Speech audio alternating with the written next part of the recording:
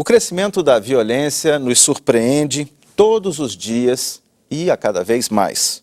No entanto, será que estamos enfrentando adequadamente o problema? Ou ainda, será que estamos sabendo sequer debater e discutir a violência? É para conversar sobre esse tema que trouxemos ao estúdio da TV Senado o professor Pierre Weil, reitor da Universidade da Paz, e também Nogueira Guimarães, consultora em qualidade de vida. Professora Elce, em termos de violência, no entendimento da senhora, estamos sabendo sim discutir essa questão? Certamente que não, porque a violência ela está em cada um de nós. A violência está em quem viola em si a essência e a excelência. No meu entender, a violência é o apagão da alma. Está em quem viola em si o sagrado. Todo ato que um ser humano faz consigo mesmo de violar em si a essência é uma violência.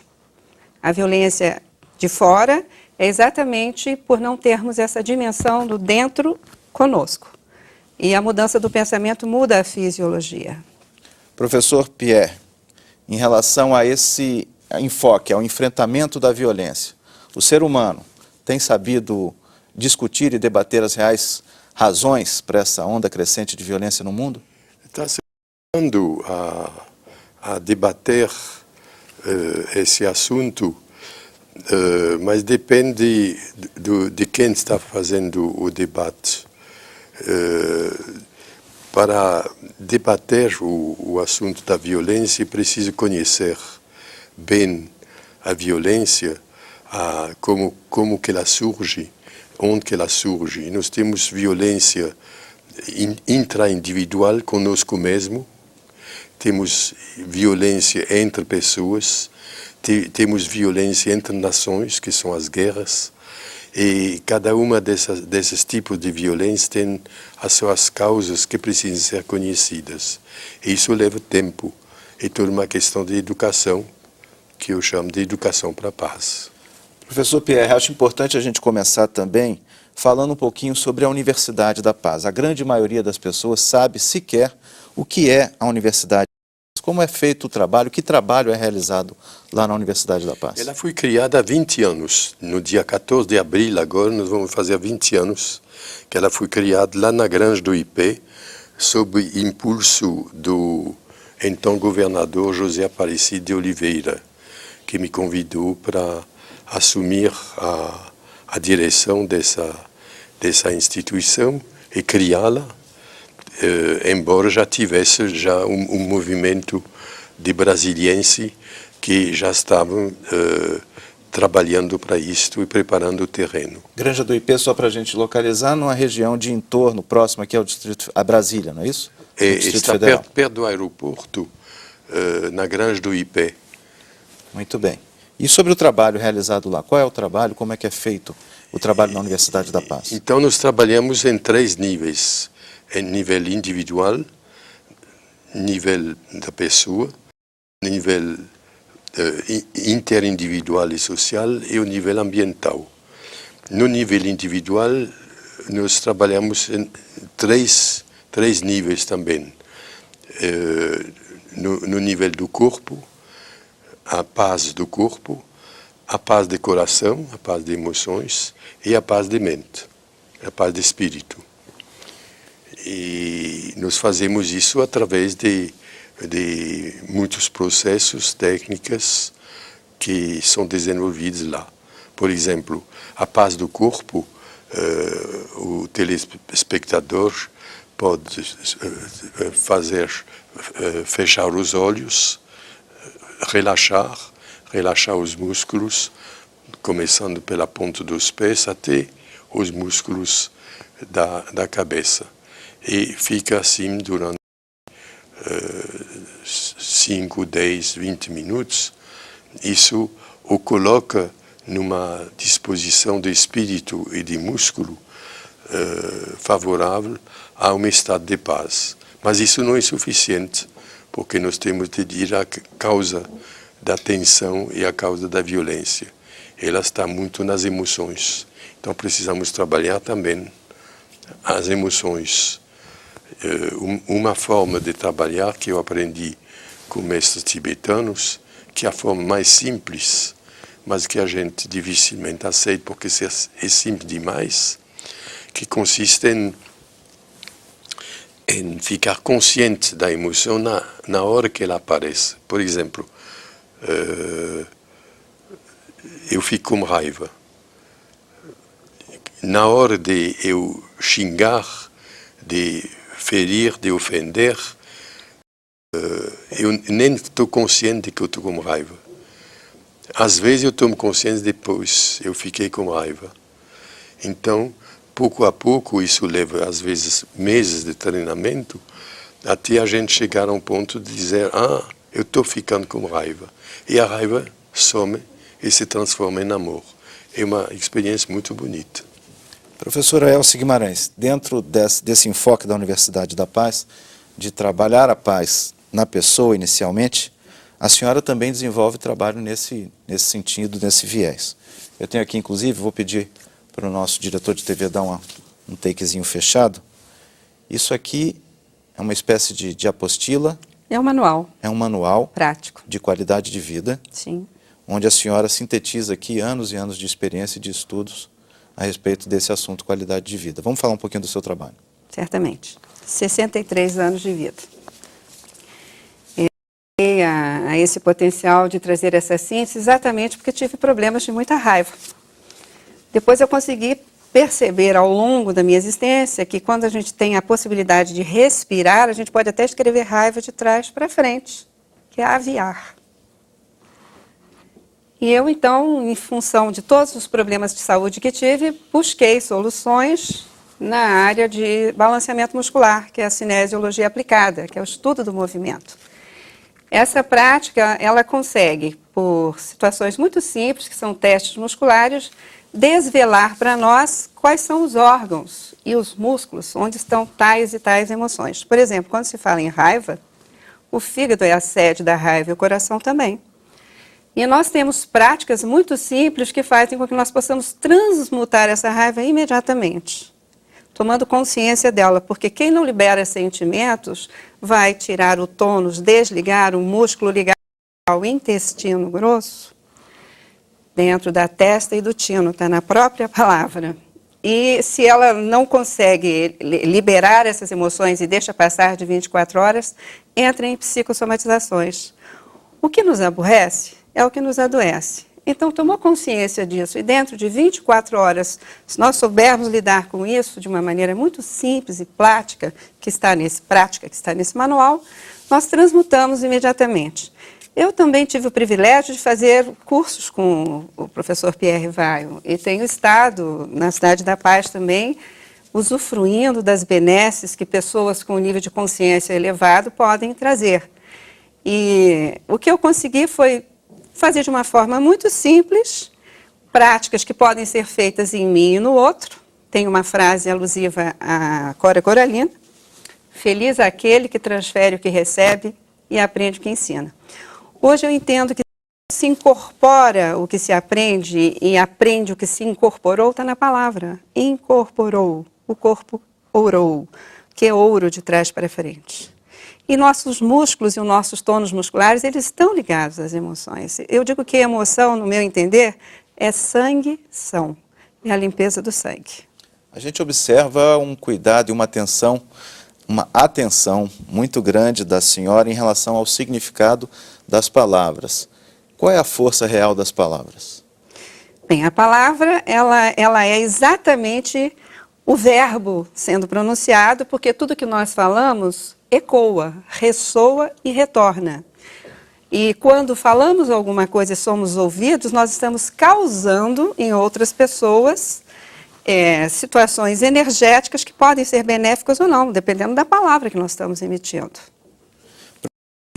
Quando se discute razões e formas de combater a violência, a mídia dá muito enfoque a temas como redução da maioridade penal, construção de presídios de segurança máxima, instalação de bloqueadores de celular nos presídios existentes. No entendimento do senhor, que tipo de resultado esse enfoque pode trazer para, de fato, haver a diminuição da violência entre os seres humanos?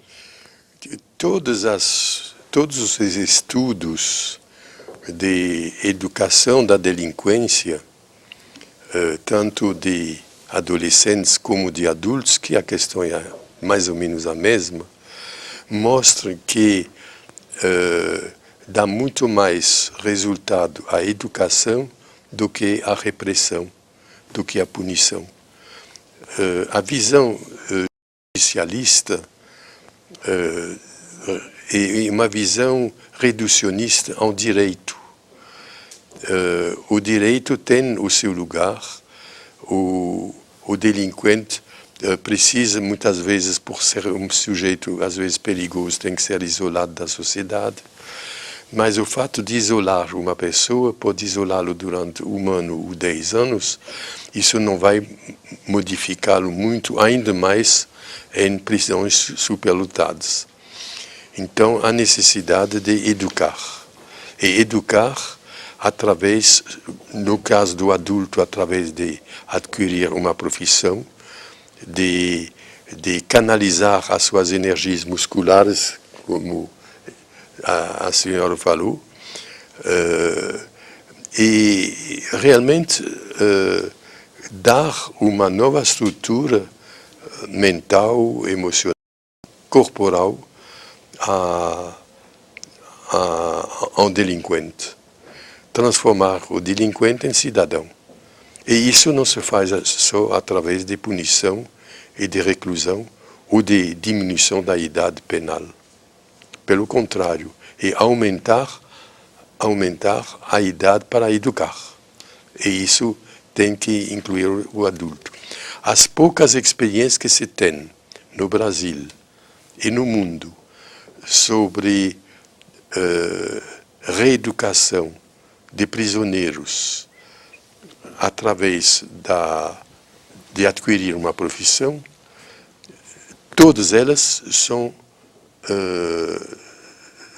coroadas de êxito, e de muito êxito. Professor, a gente observava que enquanto o nosso professor Pierre vai comentava, a senhora também gostaria de comentar alguma coisa a respeito? Eu tenho que comentar muita coisa. Então vamos lá. Eu estou realmente emocionada de ouvir o que o senhor trouxe a acrescentar aqui. De fato, essas práticas que estão no manual, elas potencializam o ser humano para conseguir perceber os seus dons, os seus talentos, a criatividade. Porque nós criamos bloqueios inconscientes. Aí eu ensino como ligar o músculo ligado ao cérebro, que chama supraespinhoso. Ensino também a ligar o músculo ligado à coluna, que chama grande redondo. Cérebro e coluna são a viga mestre do nosso corpo e são o pilar da nossa identidade. Se não temos esses músculos funcionando, nós não temos uma verticalidade. Essa verticalidade me conecta com a fonte. Eu recebo energia cósmica e telúrica centradamente. Se eu tenho bloqueios auditivos, um curto-circuito no ouvido, uma das práticas aí, que é a primeira, faz com que a pessoa, tirando isso, ela vá melhorar a saúde, porque trabalha muitos pontos de auriculoterapia. Nós vamos melhorar a nós e ao outro, acelera a aprendizagem, aumenta a visão periférica, aumenta a segurança pessoal, porque isso é muito importante, é uma expansão do potencial do ser humano. Quando nós deixamos de confundir esquerda com direita, frente com costas, e o trânsito se beneficia com isso também, e tem uma prática muito simples para isso, quando tiramos bloqueios visuais, porque hoje nós estamos tendo aí uma fadiga cibernética, uma fadiga de pessoas que ficam à frente do computador, girando os olhos, tem uma prática que apaga traumas visuais. É muito simples de ser feita. E isso potencializa a nossa inteligência, porque nós temos aí um cérebro que está à nossa disposição para ser usado na completude. Corpo, mente, espírito, porque é corporalmente. E tem também um desbloqueio eletromagnético e o alívio de tensão emocional, porque conforme eu estava conversando aqui antes, a transformação na área de trabalho, ela traz no bojo ansiedade, preocupação com o futuro. Na minha área, o baço, o pâncreas, é que deixa de funcionar bem quando alguém está preocupado com o futuro. Se nós nos ocuparmos do presente, criando essa educação, educar o ser humano no aqui e agora, isso é uma expansão imensa da nossa energia. Porque o pensamento não benéfico, eu saio do negativo e positivo, porque negativo e positivo são polaridades. Benéfico ou não benéfico, eu saio de julgamento. Ele vai propiciar que nós possamos perceber que o agrotóxico cerebral, que é um pensamento não benéfico, é a droga mais potente que existe, porque leva as drogas externas. E a transmutação, ela é imediata. Por isso eu tenho uma esperança, uma fé em cada um de nós, que nós possamos divulgar isso no planeta para um mundo melhor hoje, aqui e agora. Professor, para a gente encerrar esse primeiro bloco, vamos discorrer um pouquinho mais sobre a seguinte questão. Por que o ser humano insiste tanto em tratar do sintoma ao invés de trabalhar a causa? No caso, a causa da violência, através da educação, como o senhor colocou. Pois é, essa visão justicialista da qual eu acabei de falar, que é a visão do direito e que é em parte justificado, ela vê apenas o sintoma, ela não vai à causa, ela vê o ato delinquente e então ela tem como ponto de vista punir. A questão é saber, convém punir simplesmente tratando do sintoma ou convém educar indo à causa do sintoma? É claro que a resposta é educar. A parte punitiva, ela tem o seu lugar, e Deus sabe se existe lei para isto, mas não existe poucas leis para dar educação ao delinquente. É isso que a educação, ela vai à causa e vai, então, cuidar da essência do problema da violência e da delinquência. O brasileiro, a gente sabe que lê pouco e muitas vezes o pouco que lê não tem muita qualidade, não tem muito significado. O senhor, professor, é autor do best-seller O Corpo Fala. Do que trata esse livro? É um livro que mostra que o nosso corpo expressa emoções, expressa às vezes ideias, a nossa revelia. Durante que eu falo, por exemplo, eu estou aqui esfregando os meus dedos uns com os outros, traduzindo provavelmente uma certa tensão devido ao fato que eu não estou querendo dizer besteira, estou querendo falar a coisa certa, não é? Então, o medo de dizer besteira me faz fazer isto. Então, durante que eu estou falando com toda a calma, as minhas mãos expressam exatamente o contrário. Então, o corpo fala, muitas vezes, o contrário do que a mente expressa. Professora, vamos comentar, a senhora trabalha também justamente nesse sentido, na linguagem do corpo. Como é que o corpo pode ser trabalhado para, a partir daí, produzir uma nova dinâmica de vida? A começar daí. Tudo que é partido não é inteiro. Eu tive o privilégio de estar nesse fórum espiritual e fiz uma pergunta ao senhor ministro do Superior Tribunal de Justiça, por que a justiça é cega? Por que as comunidades não são querentes? E por que o crime ainda está organizado? Eu fiz essa pergunta no ar. Porque a palavra, ela liberta. Se nós dissermos que a justiça é, tudo cabe. Porque a justiça é, não porque ela é cega. Cego é aquele que não quer ver. Então, essa dimensão do que nós sentimos, fazemos e podemos trazer para o outro, ela começa intrinsecamente nesse sentir que cada um de nós pode expressar com o seu corpo. O corpo fala de fato. Eu estou me sentindo aqui felicíssima de estar tendo essa oportunidade de compartilhar com vocês, junto ao professor, essa maravilha de oportunidade para poder trazer à luz essa indicação de que tudo que precisamos é cuidar melhor um do outro, mas começa em nós. Por isso eu faço uma reunião na minha casa que eu digo, sinta-se bem em companhia de si mesmo, transmute para integrar. Eu fui sequestrada há alguns anos atrás. E eu escrevi uma poesia, Luz, Paz e Ação no Planeta.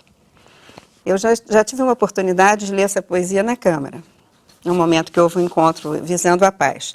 Então, falando em visando a paz, não se pode lutar contra a violência, lidar em favor da paz. Lutar contra a violência são 3 violências juntas. É a palavra.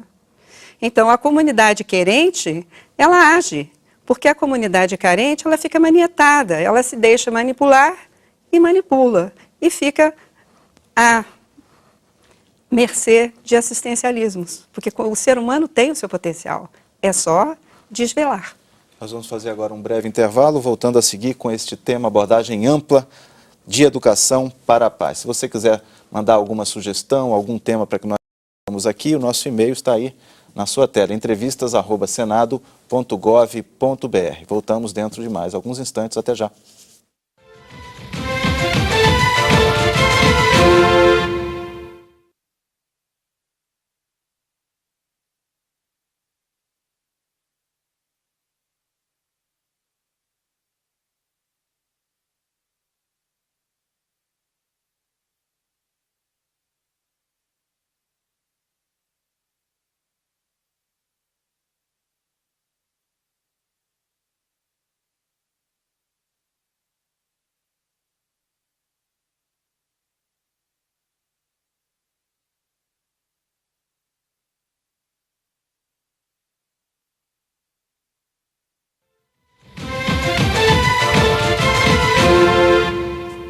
Olá, voltamos a debater as causas e consequências da violência, mas dentro da ampla de educação para a paz, com o professor Pierre Weil, reitor da Universidade da Paz, e também com Elce Nogueira Guimarães, consultora em qualidade de vida.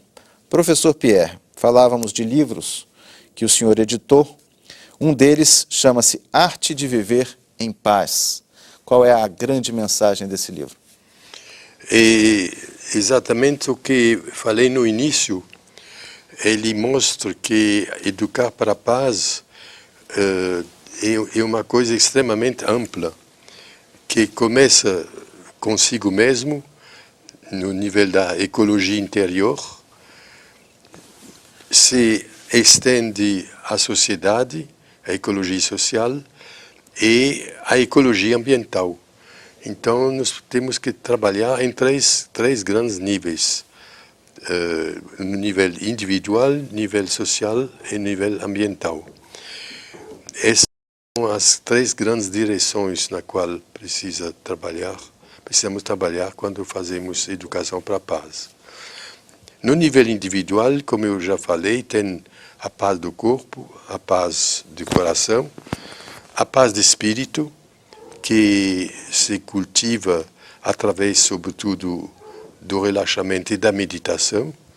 E a meditação é extremamente importante. Meditar consiste em deixar acalmar o nosso espírito. Então, a gente fica sentado, fecha os olhos, fica relaxado, bem relaxado, e simplesmente vê as coisas passando no aqui e agora. A gente fica constantemente no aqui e agora, se concentrando na respiração. Que a respiração ela se dá constantemente no aqui e agora. E cada vez que vem um pensamento, deixa passar. Vem uma emoção, deixa passar. E a gente aprende a deixar passar, inclusive na vida. E aos poucos, a vida se transforma numa verdadeira meditação. E aí nós encontramos a paz individual, mas aí depois nós temos que passar isso para os outros. Mas só podemos passar a paz para os outros se temos adquirido um certo nível de paz pessoal. O título Arte de Viver em Paz quer dizer, viver em paz deveria ser uma coisa natural e inerente ao ser humano. No entanto, o título coloca como uma arte, algo sublime, algo a ser atingido. Como é que o senhor encara essa minha colocação? É algo difícil viver em paz? Eu diria o seguinte, são as duas coisas. A paz, ela está sempre ali. Quando a gente medita, fecha os olhos, a gente entra em contato com espaço em que não tem mais pensamento, e onde não tem pensamento, não tem paz. E aos poucos esse espaço de paz aumenta. Então a arte de viver em paz é a arte de alcançar esse espaço. Então é a arte de alcançar a paz natural que está dentro de nós. É uma arte.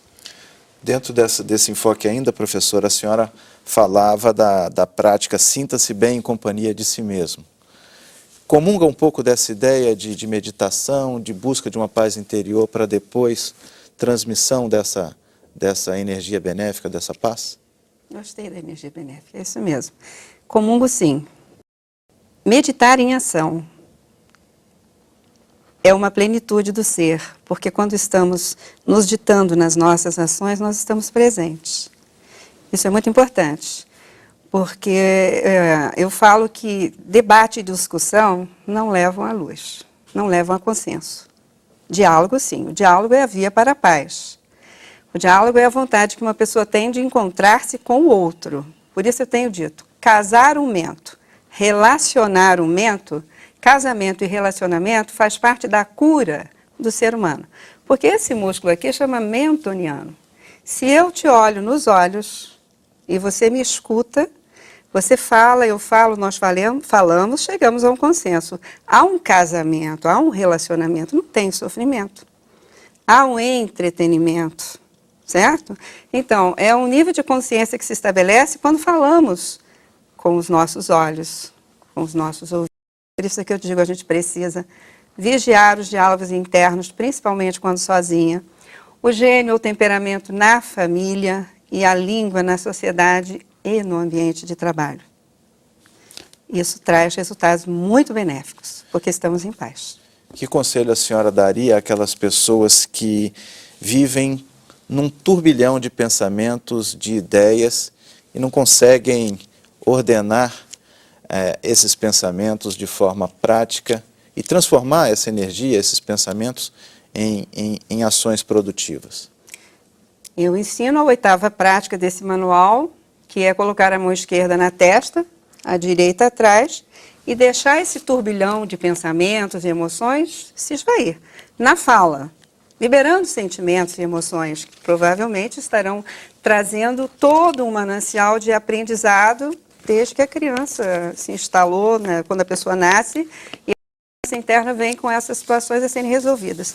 Liberando esses sentimentos e emoções, ela esvazia a mente, esvazia o cérebro, a mente está no corpo todo. Depois ela fecha os olhos, continua com a mão e visualiza criativamente algo muito benéfico e ecológico que faça bem para si e para o outro. Nesse momento, ela se preenche de endorfina, dopamina, serotonina, porque ao deletar, ao apagar as emoções não benéficas, nisso apaga-se que? Adrenalina, cortisol, isso é uma alquimia interna. No momento em que a pessoa faz essa alquimia e ela visualiza uma coisa benéfica, ela faz uma nova forma de pensamento, acontece aí o verdadeiro milagre, que é o crer para ver, porque esse exercício tem que passar pela gratidão. Eu coloco a mão aqui e agradeço antecipadamente pela dádiva recebida. Aquele pensamento que eu formulei, aquela forma, pensamento benéfica dessa paz reinante, não só em mim, como no outro. É uma prática simples e que traz resultados imediatos. Para mim é transmutação. Professor, essa tecnologia cada vez crescente, né? O conhecimento dobra a cada 5, 10 anos. O ser humano ainda precisa, de fato, de conhecer a si próprio? É a grande fronteira a ser desvendada pelo ser humano, o autoconhecimento? Desde que não seja um autoconhecimento só intelectual, mas um autoconhecimento vivenciado. E esse autoconhecimento, ele começa pelo conhecimento, primeiro, do fato de que o nosso corpo está cheio de tensões. Se nós passamos, por exemplo, a mão nesse músculo do trapézio, ele está cheio de nós, de tensões, dói. Isso é medo guardado, é raiva guardada, que se transforma em nós de tensões. Então ele precisa tomar conhecimento primeiro que a violência está no corpo dele. Depois, a violência no nível das emoções e também na falta de paz. Então ele precisa conhecer e a cada vez mais tomar consciência cada vez que apareça a raiva, o apego, o orgulho, o ciúme, que são emoções que destroem, e de substituir essas emoções por catalisadores do ser, mais especialmente a alegria. Nós somos feitos para a alegria. Que é bom passar um certo mundo de piadas, não é? Então, a alegria. Falando em piada, sabia que se Adão e Eva tivessem sido chineses, o mundo seria completamente diferente? Por quê, professor? Porque, em vez de comer a maçã, eles teriam comido a serpente. É verdade. É verdade. Então, o mundo cheio de piadas também. Claro. Muita alegria, amor. Amor no sentido de querer o bem dos outros, querer a compaixão, querer aliviar o sofrimento dos outros. Amor, alegria, compaixão são os complementos e reforços necessários para tomar consciência dessas emoções destrutivas. E, além disto, então, ver quanto o pensamento, e isso a senhora se tornou uma especialista, quanto o nosso pensamento está criando emoções destrutivas e cria tensões musculares. Então, aprender a deixar passar o pensamento, não se deixar dominar pelo pensamento, nem dominar, mas deixar passar. Aprender a deixar passar, isso é uma grande fórmula para viver em paz. A senhora quer comentar alguma coisa, professor? A propósito desse músculo que ele citou aqui, que chama-se trapézio superior, ele é ligado aos rins, que tem um nome chamado psoas, é um nome científico. Quando a pessoa tem medo, ansiedade, fobia, insegurança sexual, insegurança criativa, inclusive cautela, a cautela manieta o ser humano, ele não realiza. Nós precisamos ser cuidadosos e ousados. A ousadia contém genialidade para realizarmos no agora. E o que acontece quando nossos rins deixam de ter essa energia vital fluindo? As nossas áreas internas ficam cheias de toxinas. Um pensamento não benéfico nos enche de toxinas. E esse fluxo de energia que ele está aqui tão apropriadamente fazendo deixar acontecer o relaxamento nele, porque foi extremamente oportuno e brilhante tudo que eu ouvi aqui, é que nós precisamos relaxar, nós precisamos fazer parte dessa festa que é a vida e fazer com que os nossos rins possam funcionar bem, porque a alegria de viver é a arte de viver em paz. Porque a palavra, quem não vive alegria, desliga o músculo do intestino delgado. E aí pode ter dor aqui, nesse ponto aqui, que é medo de perda, e vai desligar esses músculos da barriga. E quando a pessoa com esses músculos aqui desligados, ela não segura a coluna. Então, na verdade, essa verticalização, essa conexão com a cabeça ereta, para que eu possa casar o meu momento com o outro, nesse momento, é toda uma alegria de viver, de conectar com o agora, ciente de que eu faço parte desse movimento que já está no mundo todo de conscientização, porque todos nós queremos a mesma coisa, que é viver em paz. Professor, as pessoas mais agitadas, mais competitivas, dirão que deixar o pensamento fluir, passar, como o senhor mesmo disse, vai fazê-las com que elas não ajam, que elas não realizem. E o ser humano é muito ansioso por realizar coisas. Como é que o senhor observa essa minha colocação? Elas vão aprender a reagir e agir de modo diferente, de modo pacífico. Vão aprender primeiro a dialogar. Na relação interpessoal, da qual não falei ainda, elas vão aprender a resolver os conflitos com os outros, dialogando, conversando. É conversando que a gente se entende. e dialogando, se colocando no lugar do outro. Então, é ao contrário, é uma nova forma de ação, uma ação lúcida, calma, pacífica e equilibrada. Professora, vamos falar um pouquinho mais sobre a psiconeuroimunologia. O que vem a ser esse conceito? Como é que ele pode ser aplicado para a melhoria da qualidade de vida? Eu tenho um mestre que me colocou nesse caminho, que é o Dr. Roberto Azambuja. Eu conheci isso num curso de Medicina Mente e Corpo, onde nós estudamos o princípio do que vem a ser isso. Na simplicidade minha, eu entendo que a mudança do pensamento muda a fisiologia, porque tudo que nós pensamos produz neurotransmissores.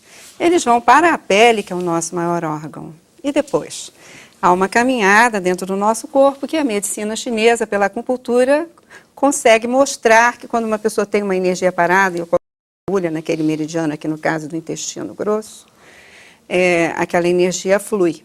Se os nossos pensamentos são benéficos, nós vamos produzir neurohormônios. Esses neurotransmissores, eles vão produzir os neurohormônios, neuropeptídeos. Pensamentos benéficos, nós produzimos endorfina, dopamina, serotonina, interferon. E temos essa qualidade dessa paz interior, aqui e agora. Se eu fico um átimo de instante bem, eu posso ficar 2, e assim por diante, tomando consciência. Se os pensamentos não são benéficos, eu vou produzir adrenalina em excesso, cortisol, noradrenalina. Mas o corpo é sábio, ele é capaz de processar isso entre 24 horas, criando um liga-desliga que o corpo tem uma tolerância. Mas se passar de 24 horas, entramos em psicossomatizações. Essas psicossomatizações é que nos levam à doença. Porque o doente é aquele que fica com dó de si e do seu ente querido. Então, a cura está, eu vou ser bastante ousada, em escrever cura de trás para da Aruki. A Aruki é a escola de samba. Nós precisamos botar a escola de samba na Avenida da Vida e dançar por aí com todos nós. Como um último recado, professora, que mensagem a senhora gostaria de deixar para os nossos telespectadores? Nesse conceito de paz. Eu quero deixar a minha alegria de estar viva aqui para comemorar a vida com vocês. Saber que tudo está nessa dimensão do agora e que é possível sim. Eu imagino que numa noite de trevas, uma escuridão muito grande, um pirilampo, um vagalume é visto. Qualquer fresta de luz é vista. Haja luz. Professor Pierre Vaio, sua mensagem, suas considerações finais também ao público que nos vê e nos escuta. Eu diria a mesma coisa nessa harmonia de pensamento que nos uniu nesse diálogo e acrescentaria que aos brasileiros que sejam cada vez mais brasileiros, quer dizer, que divulguem cada vez mais o abraço, que é a grande mensagem de paz do brasileiro, o mutirão, saber trabalhar juntos, a escola de samba, a alegria juntos. Então, eu acho que a convivência de raças, etnias, culturas diferentes. Acho que o Brasil é um exemplo para isto e faço um apelo aos brasileiros para cultivar cada vez mais o Brasil, porque cultivando o Brasil vão cultivar a paz no mundo. Antes de encerrarmos, professora, mais uma colocação? Sim, a palavra abraço está nela. Abra o aço. Muito bem, vamos dar agora então os telefones da professora Elce Guimarães, para quem quiser mais algum esclarecimento, informação aí na sua tela, 61 DDD de Brasília, 3447-9615. Temos também um celular, o mesmo DDD, 61 9967-2047. Se você quiser fazer alguma sugestão, alguma crítica, sugerir algum tema para o nosso debate aqui, o nosso diálogo, melhor dizendo, o e-mail nosso é esse aí, entrevistas@senado.gov.br. Professor Pierre Vaio, foi um prazer tê-lo aqui em nossos estúdios, muitíssimo obrigado. Professora Elce Guimarães também, gostaria de agradecer aos dois. Parabéns pela sua habilidade de realizar essa entrevista, que é muito difícil. Com certeza, para a gente que não está habituado a olhar um pouquinho para dentro de si, é sempre complicado dar o primeiro passo, mas eu tenho certeza que nós conseguimos transmitir um pouquinho da sabedoria de vocês dois aqui. Eu endosso as palavras do professor, porque na minha experiência é difícil não existe mais. Não é fácil. Muito Você obrigado. saiu-se muito bem, eu estou muito satisfeita, muito grata. Obrigado ao elogio. A você que nos acompanhou, muito obrigado pela sua audiência e até uma próxima oportunidade.